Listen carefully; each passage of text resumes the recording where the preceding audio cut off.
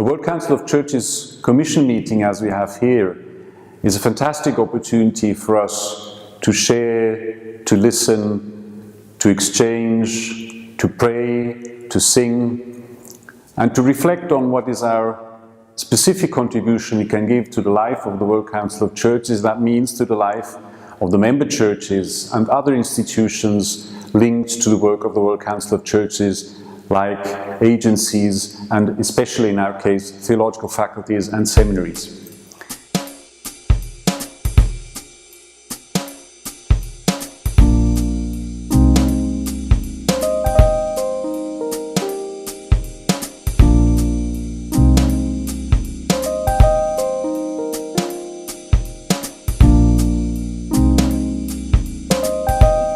As a teacher in theology and peace studies, I have noticed that there is an increasing interest in the ways that religious groups and religious traditions can contribute to the peace and friendship in the world. We hear a lot about violence that is committed in the name of religions. And in this situation, there is a search for more knowledge about how religious groups can turn these spirals of violence and build peace on the basis of their religious traditions and their religious faith. So whatever has to do with the well-being of the world and especially the human beings, the persons living in it, this is our focus. And then specifically, how can we work together between different churches but also between different religions in making this world an ever more habitable world and to restrict conflict and violence? Ecumenical theological education also means to deepen one's knowledge on a wide array of different confessional traditions. And such knowledge can take away fears and make meetings possible that would not otherwise have taken place. So, dialogue between churches, dialogue between theological faculties, dialogue between people that recognizing the existence of the other, that recognizes our own existence, our own preoccupations as we try to live our faith in today's world.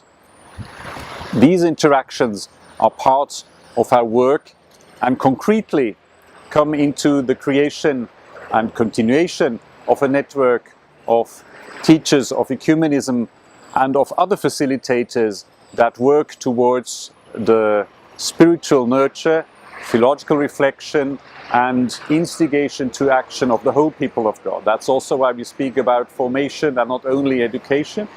Most of us are educators in theological faculties, in seminaries or in other contexts, but we have as our goal the formation of the whole people of God. And the World Council of Churches precisely fosters this collaboration between a big variety of churches, traditions and institutions, and first and foremost people.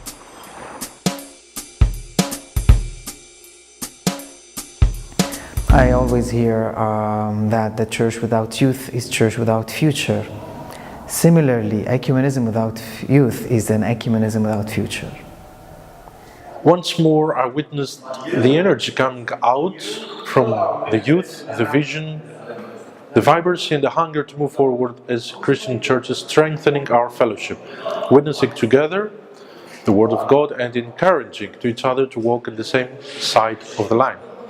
There is no other way than through the education to formulate, accordingly to the modern needs and challenges, the theological education in ecumenical level. Nowadays, if we check where the youth are, on the political level, we find them soldiers in the armies that are included in a lot of wars worldwide, and they have nothing to do with it.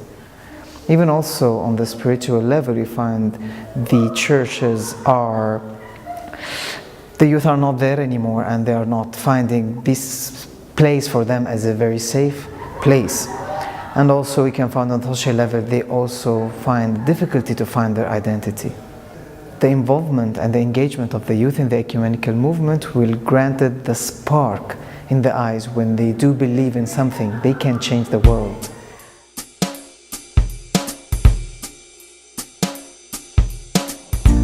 So we have journeyed in Transylvania and learned about the joys and the horrible struggles of horror, of assault on the people here, but yet the church rising in the middle of all of that. Here I found an entry point even into my own experience as a person of African descent living in the United States, whereby the struggles and the horrors of the people, still the church rising. So here we find ecumenical solidarity in this part of the world. The joy, but yet the struggles. This visit for me is an encounter, is a pilgrimage of encountering the churches. We encountered hospitality, we encountered friendship, we encountered the traditions, and in all this we learned, and they also learned from us. And I believe that in the pilgrimage of this visit, we became better, the churches became better, and we hope that this will continue developing the friendship we share as communities, as churches, and also as we continue with theological formation. We all learn how to do it better, having visited these churches and hearing from them and them learning from us.